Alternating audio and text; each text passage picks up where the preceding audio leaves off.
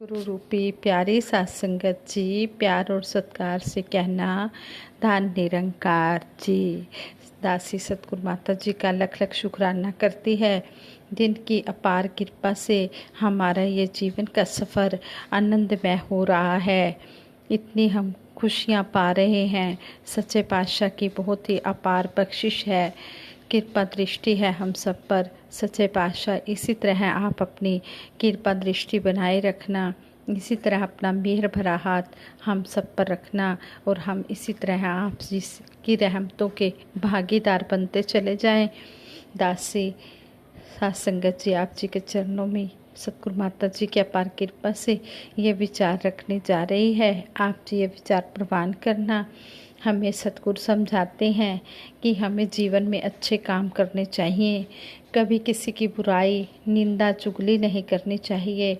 जिसमें भलाई छिपी हो हमें वही काम करने चाहिए और वह काम करने से हमें खुशी भी मिलती है और लोगों की प्रशंसा, संतोष और सुकून भी मिलता है। अगर सभी लोग बुराई और ख़राब काम करना छोड़ दें तो धरती का वातावरण स्वर्ग जैसा सुंदर बन जाएगा। संत तुलसीदास जी ने भी कहा है, परहित सरिस धर्म नहीं भाई, पर पीड़ा सम नहीं अजमाई। कहते हैं कि दूसरों की भलाई करने के समान कोई दूसरा धर्म नहीं है और दूसरों को पीड़ा पहुंचाने से बड़ा कोई अधर्म वाला काम नहीं है। अच्छे काम करने वालों को सत्कार पूर्वक याद किया जाता है। कहते हैं, एक बार समुंदर के किनारे पर एक छोटी सी बच्ची को बहुत सी छोटी छोटी मछलियाँ सागर के तट पर नजर आई। उनमें से अधिकतर मछलियाँ जिंदा थी और उछल उछल कर पानी में वापस जाने का प्रयास कर रही थी। पानी मछली का जीवन होता है, बिना पानी के वे तड़प तड़प कर मर जाती हैं। एक छोटी सी नन्ही बच्ची ने अपने छोटे छोटे हाथों से उन मछलियों को उठाकर समुंदर के जल में फेंकना शुरू कर दिया ताकि उनकी जान बच सके। वह लगातार ऐसा किए जा रही थी। तभी उस पर किसी की नज़र पड़ी तो उसने उस बच्ची से पूछा कि यह आप क्या कर रही हो। तो उस बच्ची ने उत्तर दिया, इन मछलियों को बचाने का प्रयास कर रही हूँ। इस पर वह व्यक्ति बोला, इतनी सारी मछलियाँ हैं, तुम किस किस की जान बचा सकोगे। तो उस छोटी सी बच्ची ने उत्तर दिया, प्रयास करने में क्या हर्ज है, इनमें से कुछ की जान तो मैं बचा ही लूँगी, कुछ नहीं से कुछ तो ठीक ही होगा। इस घटना से हमें यही सीख मिलती है कि हमें दया और परोपकार का काम अपनी पूरी लगन शक्ति से करते जाना चाहिए। इस बात की चिंता नहीं करनी चाहिए कि ऐसा करने से कितनों का लाभ होगा। परोपकार की भावना हमेशा हमारे मन में होनी चाहिए। कभी किसी को पीड़ा पहुंचाने का भाव मन में नहीं आना चाहिए। इसी में हमारी भलाई है और अन्य लोगों की भलाई भी इसी में छिपी है। किसी कवि ने भी कहा है, किए जा तू जग में भलाई के काम, तेरे दुख दूर करेंगे राम। किस तरह कहा है, कवि ने हमें समझाया है कि तू भलाई के काम करता चला जा। अगर तू दूसरों का भला करेगा तो तेरा भला ये निरंकार सतगुरु अपने आप ही कर देगा। कभी भी किसी की बुराई नहीं करनी, जहाँ तक भी हो सके हम भलाई के काम ही करें। जैसे सतगुरु माता सुदीक्षा जी महाराज ने हमें 8 अगस्त दिन रविवार को वर्चुअल सत्संग में भी हमें समझाया कि निंदा का रस बड़ा बुरा है, तू निंदा से डर बंदे कि निंदा नहीं करनी है। हमें ये सतगुरु ने अमोलक ब्रह्म ज्ञान दिया है। ये ब्रह्म ज्ञान पाकर हमने वहमों भरमों में नहीं फंसना।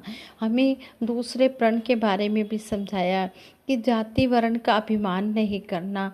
ब्रह्म ज्ञान तो सभी के पास एक जैसा है और ये निरंकार की ज्योति भी सभी में एक जैसी है। तो भेदभाव कैसा? कोई भेदभाव नहीं करना। अगर हम अभी भी इन वहमों भ्रमों में उलझे हुए हैं तो हम दूसरों की निंदा ही कर रहे हैं, हम निंदक ही बने हुए हैं। फिर हम इस ब्रह्म ज्ञान पर चल ही नहीं रहे, फिर हम गुरमत के रास्ते पर चल ही नहीं रहे, फिर हम भक्ति के मार्ग से बहुत ज़्यादा दूर चले जा रहे हैं। फिर सतगुरु माता जी ने हमारा ध्यान दिलाया कि जैसे कई लोग कह देते हैं कि जब ब्रह्म ज्ञान एक जैसा है, हम सभी एक जैसे हैं, तो इस सरनेम क्यों लगाया जाता है? कईयों के नाम के साथ सरनेम लगा होता है। तो ये सरनेम जो होता है, अब एक जैसे नाम के कई इंसान होते हैं, एक जैसा नाम कई व्यक्तियों का होता है, इसलिए थोड़ा जब सरनेम लगा होता है उनकी आईडी हो जाती है, उनकी पहचान हो जाती है कि फ़लाँ बंदा है। जैसे एक कास्ट है बत्रा, एक चावला, एक पाहवा, तो कहते हैं कि उस नाम के अशोक, जैसे अशोक कुमार किसी का नाम है, अशोक कुमार पाहवा भी हो सकता है, अशोक कुमार बत्रा भी हो सकता है, अशोक कुमार चावला भी हो सकता है। एक ही अशोक कुमार के नाम, एक ही अशोक कुमार नाम है, लेकिन उनके सरनेम अलग अलग होते हैं। ये पहचान के लिए होते हैं, इसलिए हमने इन बातों में भी नहीं उलझना। ये सरनेम क्यों बोला जा रहा है? ये पहचान के लिए बोला जा रहा है और कोई इसमें बड़ी बात नहीं है। ऐसा सतगुरु ने हमारे वहमों भरमों को भी दूर किया है कि हमने इन वहमों भरमों में नहीं फंसना, हमने भक्ति के मार्ग पर चलते चले जाना है। अगर हम इस तरह बातें कर रहे हैं, हमने अपने सुधार करना है, अपना स्वयं का सुधार करना है। अगर हम इन बातों में ही उलझे पड़े हैं, इन भ्रमों में ही पड़े हुए हैं, तो हम ब्रह्म ज्ञान पर चल ही नहीं रहे, हम गुरमत के रास्ते में बाधक बने हुए हैं। हमारी भक्ति जो है वो आगे बढ़ ही नहीं सकती। इस तरह सतगुरु ने कहा है कि हम इन सब बातों से ऊपर उठकर अपनी भक्ति करते चले जाएं, तभी सही मायनों में हमारी भक्ति प्रवान होगी। फिर संपूर्ण हरदेव वाणी में भी सतगुरु बाबा हरदेव सिंह जी महाराज ने हमें समझाया है, निंदा का रस बड़ा बुरा है, तू निंदा से डर बंदे, खुद अवगुण से भर जाएगा, तू निंदा मत कर बंदे। कहते हैं कि अगर हम इन्हीं वहमों में पड़े रहे कि उसकी जाति नीची, मेरी जाति ऊंची, जाति पाति तो सतगुरु निरंकार ने बनाई ही नहीं है, जाति वर्ण का तो अभिमान करना ही नहीं है। अगर हम अभी भी ब्रह्म ज्ञान लेने के बाद भी इन बातों में उलझे हुए हैं, तो फिर सतगुरु ने कहा है कि हम बुराई ही कर रहे हैं, फिर हम निंदा ही कर रहे हैं। लेकिन निंदा जो है ये बहुत बुरी होती है, इससे डर के रहना है। अगर हम दूसरों की निंदा करते हैं तो हमारे अंदर अवगुण ही अवगुण आते चले जाएंगे। निंदा और चुगली की बातों से जो सजती महफिल है, तो क्यों आदत के वश बंदे उस महफिल में शामिल है। फिर हमें सतगुरु यहाँ समझा रहे हैं कि निंदा और चुगली की बातों से तो महफिल सजती है, लेकिन आप तो संत महात्मा हो, आप क्यों इन बातों में पड़े हुए हो? आपने इन बातों की तरफ ध्यान नहीं देना, आपने इस महफिल में शामिल नहीं होना। ना सुननी ना करनी निंदा, संतों का फरमान है ये। जहाँ भी निंदा हो रही हो, ना सुननी है ना करनी है। कहते हैं कि यही संतों ने हमें, संतों महापुरुषों का फरमान है, तो हमने इस फरमान को दोहराने से पहले ही मानना है। कहते हैं तेरे फरमान नु मन्ना, तेरे दोहरान तो पहला। सतगुरु को दोबारा रिपीट ही ना करनी पड़े ये बात, हम उस बात को रिपीट होने से पहले ही अपने कर्म रूप में ढाल लें। निंदा से मन मैला होगा, अपना ही नुकसान है ये। कहते कि निंदा से हमारा मन भी मैला होगा और अपना नुकसान भी होगा। मीठा एक जहर है निंदा, क्यों इसको अपनाता है? जहर तो आखिर जहर है, एक दिन अपना असर दिखाता है। कहे हरदेव यदि निंदा से बाज नहीं तू आएगा, निंदक भी कहलाएगा और भक्ति से भी जाएगा। कहते हैं कि अगर निंदा बुराई से इंसान तू हटेगा नहीं, इससे रुकेगा नहीं, निंदा करता रहेगा, तो फिर तो निंदक तो कहलाएगा ही, लेकिन भक्ति के रास्ते से भी चला दूर हो जाएगा, सतगुरु के चरणों से भी दूर हो जाएगा। इसलिए सतगुरु हमें बार बार यही समझा रहे हैं। जो भी हमें सतगुरु समझा रहे हैं, हमने सतगुरु की बात को सिर माथे पर रखकर अमल रूप में लाकर मानते चले जाना है। हम अपने दिल विशाल बनाएं, हम एक संत वाला जीवन बनाएं। ये हमें सतगुरु माता सुदीक्षा जी महाराज समझा रहे हैं। कहते हैं कि निंदक प्रवृत्ति वाला जीवन ना बनाए। इस तरह हम अपने ऊपर फोकस बनाएं, इस तरह हम अपना सुधार करते चले जाएं। हम सभी में इस निरंकार का अंश है और इन कहते हैं कि निंदा चुगली करके हम इन वहमों भरमों में बिल्कुल भी ना पड़े। कोई जो भी कर रहा है हमने क्या लेना। कहते हैं कि अपनी नबेड़ तन होर नाल की, गठड़ी संभाल तन चोर नाल की। कहते हैं कि हमने अपने कर्मों की तरफ अलर्ट रहना है, चेतन होकर हमने भक्ति करते चले जाना है, विवेक अपनाना है। जिस तरह एक बहन भी अपने विचारों में समझा रही कि कहते हैं कि किसी के घर में चोर आ जाते हैं तो पत्नी पति से कहती है घर में चोर आ गए हैं, लेकिन पति कहता है मुझे पता है। फिर चोर सामान भी इकट्ठा कर रहे हैं, सामान को इकट्ठा करके बांध भी लेते हैं, गठरी बना लेते हैं, तो फिर भी वो पत्नी बता रही है कि वो सामान चोरी कर रहे हैं। फिर भी पति कह रहा है मुझे पता है। फिर आगे से फिर वो सामान लेकर चोर जा रहे होते हैं, फिर भी पत्नी पति को कह रही है कि चोर जा रहे हैं, आप देखो तो सही, उठो तो सही।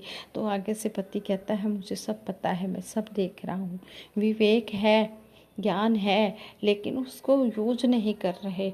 इसी तरह हमें सतगुरु ने ज्ञान विवेक दे दिया है कि हमने निंदा चुगली नहीं करनी।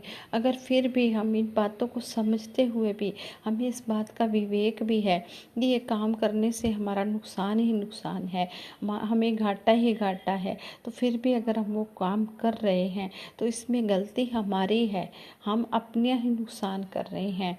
जिस तरह कहते हैं कि कोई भी इंसान अपने बिजनेस, कोई घाटे वाला बिजनेस करने को तैयार नहीं होगा जिसमें उसे लगेगा कि इसमें मेरा घाटा हो रहा है, इसमें मुझे प्रॉफिट नहीं होगा, तो वो वाला बिजनेस वो करेगा ही नहीं। इसी तरह जब हमें सतगुरु खुद समझा रहे हैं कि हमने निंदा चुगली से दूर रहना है, इसमें नुकसान है, तो फिर हम इस बात को क्यों अपनाएंगे। हम विवेक रखेंगे, क्योंकि हमें सतगुरु ने ज्ञान के साथ साथ विवेक भी दिया है। कहते हैं कि जो ये विवेक है सत्संग में ही मिलता है, संतों महापुरुषों के चरणों में आकर ही मिलता है। इसलिए हम इस बात को अपने कर्म रूप में ढालते चले जाएं और सत्संग को भी हमने महत्ता देनी है। जितना जितना हम सत्संग को महत्ता देंगे उतने उतने हमारे जीवन में हम ये पाठ पढ़ेंगे निंदा चुगली का। जिस तरह हमें समझाया है सतगुरु ने, इससे दूर रहना है, सेवा निष्काम भाव से करनी है, सिमरन करना है। इसी तरह दासी एक विचार पढ़ रही थी विवेक शोक जी के। एक बार विवेक शोक जी ने कहा कि एक बार एक ब्रह्मलीन जोगिंदर सिंह महात्मा जी का चंडीगढ़ में आगमन हुआ, जिनको कमल जी के नाम से भी जाना जाता है। तो कहते हैं उनका आगमन हुआ, वहाँ उनसे कोई भी संत अपनी समस्या रखता था तो उन्हें वो सत्संग में आने की प्रेरणा ही देते थे। इस पर विवेक शोक जी ने महात्मा कमल जी से पूछा कि आप सभी समस्याओं का हल सत्संग ही बताते हैं। तो महात्मा कमल जी ने उत्तर दिया कि किसी की भैंस दूध दे ना दे, किसी की दुकान चले या ना चले, कन्या के लिए वर मिले ना मिले, परंतु सत्संग में आने से इंसान का आध्यात्मिक विकास अवश्य हो जाता है। उसकी सोच पॉजिटिव हो जाती है, उसकी थिंकिंग जो है पॉजिटिव हो जाती है और वह सोचने लगता है कि जो कुछ हो रहा है ठीक हो रहा है, या यूं कहा जाए कि जीवन की हर एक स्थिति को वह खुशी खुशी स्वीकार कर लेता है। तो शहनशाह बाबा जी इस बात को कहा करते थे कि जिसकी ऐसी अवस्था बन जाती है, पल पल जीने व मरने से वह मुक्त हो जाता है, फिर उसे जन्म मरण के उसके जो बंधन है वो सारे कट जाते हैं। कहते हैं कि सत्संग में 2-4 भजन गीत या विद्वानों के प्रवचन को सुनने का नाम नहीं दिया गया है, बल्कि सत्संग में तो सतगुरु जो निरंकार ही हो या निरंकार में ही जी उठा हो, ऐसे सतगुरु की संगति को ही सत्संग कहा गया है। ब्रह्मज्ञानियों की सत्संग में ही, ब्रह्मज्ञानियों की संगति में ही इस निरंकार सतगुरु की याद आती है और जीव विकारों से मुक्त हो जाता है और आत्मा का नाता परमात्मा से जुड़ जाता है। इसलिए सत्संग के लिए सतगुरु का होना भी बहुत ज़रूरी है, जहाँ सतगुरु के आदेश के अनुसार मर्यादा और अनुशासन का पालन होता है। भगत के मन में सतगुरु का गहरा एहसास होता है, वहीं पर सतगुरु की उपस्थिति होती है। सत्संगत कैसी जानिए जित एको नाम बखानिए। कहते कि सत्संग वही होता है जहाँ पर इस एक की ही चर्चा हो रही होती है। हम सतगुरु के बहुत ही आभारी हैं। हम सतगुरु के ऋण को कभी भी नहीं चुका सकते। एहसान जो कीते पूरे सतगुरु बदला नहीं चुका सकता। कहे अवतार गुरु का कर्जा जन्म जन्म नहीं हिला सकता। हम गुरु का कर्जा जन्म जन्म नहीं उतार सकते। हमारे ऊपर सतगुरु ने बहुत बड़ी कृपा की है। ये सच्चे बादशाह जो आप जी ने कृपा की है, ये ताउम्र ये कृपा अपनी बनाए रखना। हम इसी तरह आप जी के चरणों में बैठकर सेवा सिमरन सत्संग का कर्म रूप में आनंद ले सकें, यही आप जी आशीर्वाद देना। संगत जी दासी से विचार करते हुए बहुत सी गलतियां भी हुई होंगी, आप जी क्षमा कर देना। आगे के लिए सद्बुद्धि देना, सद्विचार देना, सद्मार्ग देना। दासी सभी के सुखों के लिए सिमरन करवाएगी। सभी ने मिलकर इस निरंकार का एहसास करते हुए सिमरन करवाना है जी। तू ही निरंकार मैं तेरी शरण हाँ मैनू बख्श लो। तू ही निरंकार मैं तेरी शरण हाँ मैनू बख्श लो। तू ही निरंकार मैं तेरी शरण हाँ मैनू बख्श लो। तू ही निरंकार मैं तेरी शरण हाँ मैनू बख्श लो। बोलिए सतगुरु माता सुदीक्षा शिविंदर हरदेव जी महाराज की जय। निरंकारी राज माता गुरुबचन अवतार की जय। आज संगत जी बड़े प्रेम से कहना धन निरंकार।